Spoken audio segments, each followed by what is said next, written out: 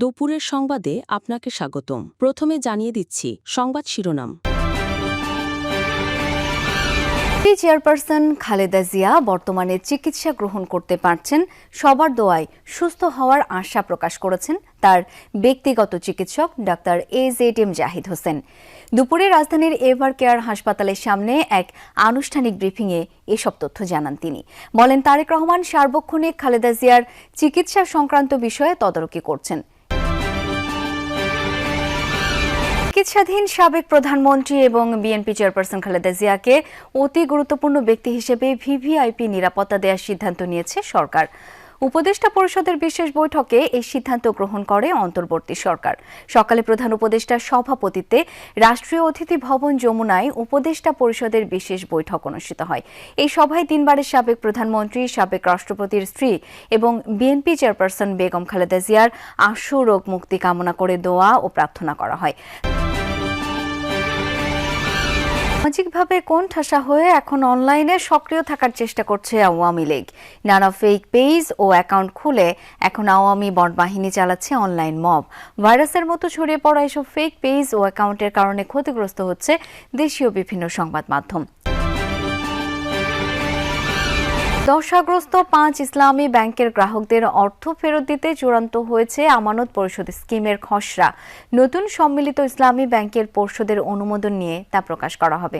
সবার আগে ফেরত দেওয়া হবে সঞ্চয়ী ও চলতি হিসাবের অর্থ। এদিকে সম্মিলিত ইসলামী ব্যাংকের কার্যক্রম শুরু হলেও অপারেশনাল হেড হিসেবে দায়িত্ব পালন করবেন 5 ব্যাংকের প্রশাসক। এবার শুনবেন বিস্তারিত। শ্বাস পরিস্থিতি তৈরি হয়েছিল, বিশেষ করে গতকাল রাত থেকে এক ধরনের উৎকণ্ঠার যেই পারদ সেটি ক্রমাগত বাড়ছিল।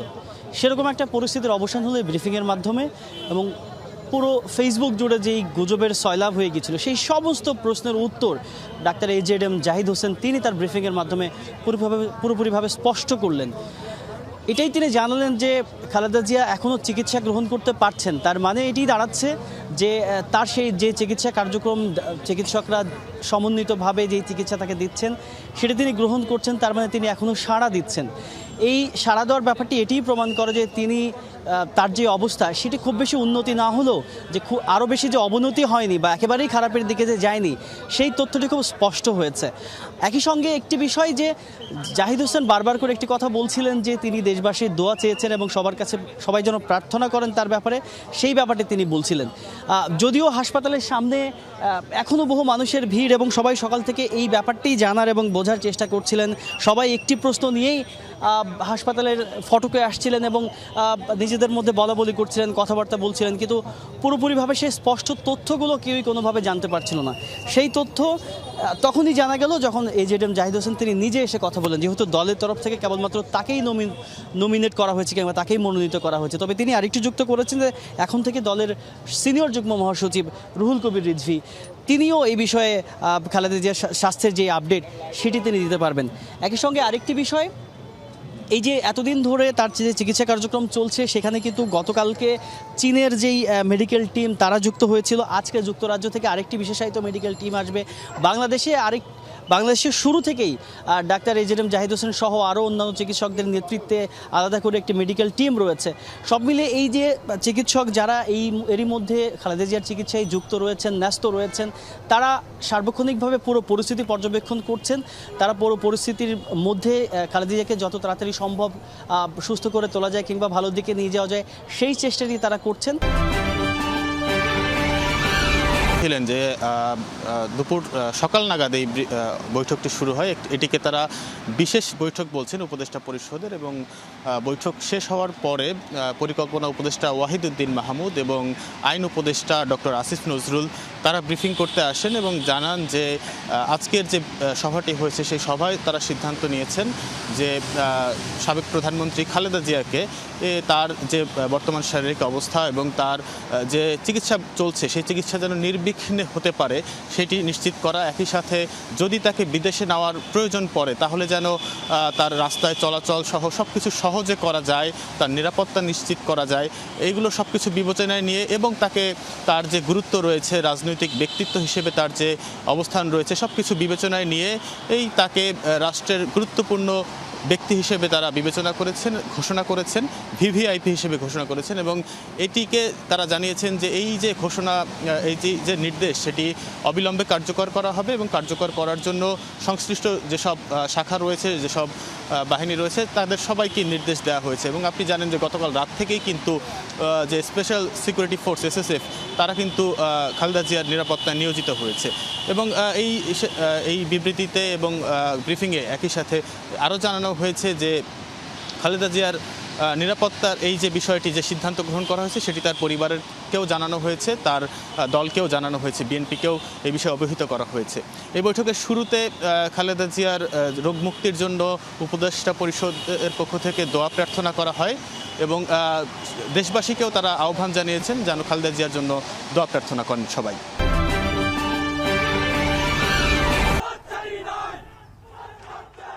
রাজপথে ক্ষণিকের ঝটিকা মহড়া, কর্মফলে নির্বাসিত জীবন আর মুখ লুকিয়ে স্লোগান, এই হচ্ছে বর্তমানে আওয়ামী লীগের সামাজিক ও রাজনৈতিক অবস্থান। সশরীরে জনগণের মুখোমুখি হওয়ার সুযোগ হারিয়েছে দলটি, তাই এখন মুখ লুকিয়ে অনলাইনে চলছে গুপ্ত হামলা বা অপারেশন অনলাইন মব। কি এই অনলাইন মব তা জানতে গেলে নজর দিতে হবে ডিসমিস ল্যাবের একটি প্রতিবেদনে। 30 নভেম্বর প্রকাশিত এই প্রতিবেদনে বিশ্লেষণ করা হয়েছে আওয়ামীপন্থী প্রায় 1000 ফেক পেজ এবং অ্যাকাউন্টের রহস্যজনক কার্যক্রম। আওয়ামী লীগ বিরোধী যে কোনো সংবাদ বা সোশ্যাল পোস্ট পেলেই এসব অ্যাকাউন্ট থেকে একযোগে আক্রমণ করা হচ্ছে। এমন কয়েক হাজার অ্যাকাউন্টের মধ্যে এবার একটি অ্যাকাউন্টের অ্যাক্টিভিটি দেখা যাক। ডিসমিস ল্যাবের ফেসবুক পেজের রিভিউ অপশনে অপতথ্য এবং প্রোপাগান্ডা ছড়ানোর অভিযোগ করেছে এই অ্যাকাউন্টটি। এবারে এর ভেতরে ঢোকা যাক। অ্যাকাউন্টের শুরু থেকেই উগ্র আওয়ামীপন্থী মনোভাব স্পষ্ট এবং একই সঙ্গে এটি যে কোনো ব্যক্তিগত অ্যাকাউন্ট নয় সেটিও বোঝা যাচ্ছে। এমন আরও হাজারো ফেসবুক পেজ এবং অ্যাকাউন্টের খোঁজ পেয়েছে ডিসমিস ল্যাব, যেগুলো ডিজিটাল মব চালাচ্ছে দেশীয় মিডিয়া এবং বিভিন্ন অ্যাকাউন্টে। কিছু অ্যাকাউন্ট রং চড়ানো ভারতীয় সংবাদ মাধ্যমে পজিটিভ রিভিউ দিচ্ছে, একই অ্যাকাউন্ট আবার দেশীয় বিভিন্ন সংবাদ মাধ্যমে দিচ্ছে নেগেটিভ রিভিউ। অনলাইন মবের এমন আরও উদ্বেগজনক তথ্য পেয়েছে ডিসমিস ল্যাব। এ সংক্রান্ত রিসার্চ টিমের সদস্য রাশো জানালেন, এসব অ্যাকাউন্ট থেকে দিনে সুনির্দিষ্ট একটি সময়ে কমেন্টগুলো করা হচ্ছে, ব্যবহার করা হচ্ছে নির্দিষ্ট কিছু কিওয়ার্ডও। কোন একটা ইভেন্টকে কেন্দ্র করে এগুলা ছড়ায়, কোন একটা কোঅর্ডিনেটেড ওয়েতে স্পেসিফিক একটা টাইম স্প্যানের মধ্যে হয়, যে ধরেন 2 ঘন্টা 3 ঘন্টার মধ্যে কোন একটা সময়ের মধ্যে এটা হচ্ছে এবং তাদের কিছু স্পেসিফিক কিওয়ার্ড থাকে, যে ধরেন ফলস ইনফরমেশন ছড়াচ্ছে, প্রোপাগান্ডা ছড়াচ্ছে। আওয়ামীপন্থী এসব ফেক পেজের একটা বড় অংশ বিভিন্ন খাবার এমনকি মশলার নামেও খোলা হয়েছে। সুনির্দিষ্ট কিছু রাজনৈতিক দলের নামে স্যাটায়ার পেজও খোলা হয়েছে, যেখানে ওই দল সম্পর্কে নানান অপতথ্য ও মিম ছড়িয়ে দেওয়া হচ্ছে। ফলে নেট দুনিয়ায় তৈরি হয়েছে একরকম বিশৃঙ্খলা। হতে পারে গণমাধ্যম বা কোনো সিওসিও একটা প্রতিষ্ঠান বা ধরেন পলিটিক্যাল যারা বিশ্লেষণ করে তাদের পেজে যাচ্ছে। সাধারণত আমি যখন নেগেটিভ কমেন্ট দেখবো, আমি যদি সাধারণ ইউজার হয়ে থাকি বা ফর দ্য ফার্স্ট টাইম আমি কোনো একটা পেজে যাচ্ছি, তখন ওইটা থেকে কিন্তু আমার মধ্যে একটা মতামত তৈরি করে ফেলে নিজের মধ্যে, লাইক যে এই পেজটা নিয়ে এরকম বলা হচ্ছে, নেতিবাচক বলা হচ্ছে, তার মানে মনে হয় পেজটা সঠিক নয়। এগুলোকে চ্যালেঞ্জ করে আবার তৈরি হয়েছে পাল্টাপাল্টি আরও কিছু পেজ। আওয়ামী বট অ্যাকাউন্টগুলো ভাইরাসের মতো ছড়িয়ে পড়ছে সব জায়গায়। এখনই ব্যবস্থা না নিলে অনলাইন মহামারী হয়ে ফিরতে পারে বট অ্যাকাউন্টগুলো।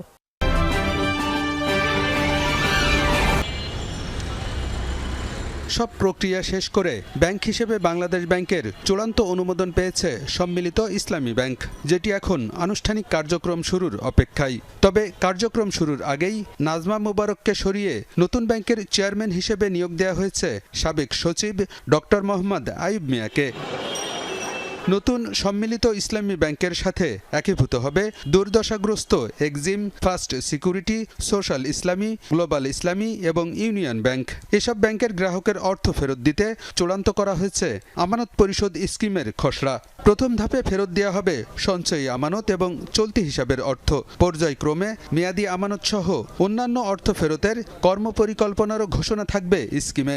আমানতকারীরা সর্বোচ্চ কত টাকা এই মুহূর্তে ফেরত পাবেন সেটা ধার্য করে দিয়েছে যে কেউ 2 লক্ষ টাকার বেশি পাবেন না মানে এই মুহূর্তে দেওয়া হবে না, তার অর্থ এই না যে পাবেন না।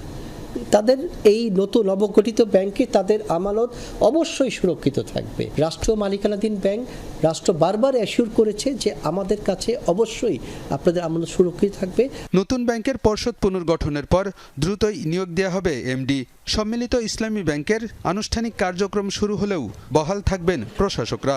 অপারেশন হেড হিসেবে দায়িত্ব পালন করবেন তারা। নবগঠিত ব্যাংক নতুন এমডি নিয়োগের মাধ্যমে তারা যখন তাদের ম্যানেজমেন্টটাও গঠিত করে ফেলবে, তখন স্বাভাবিকভাবেই যে প্রশাসক টিম দিয়েছে তাদের কার্যক্রম ক্রমান্বয়ে কমে থাকবে।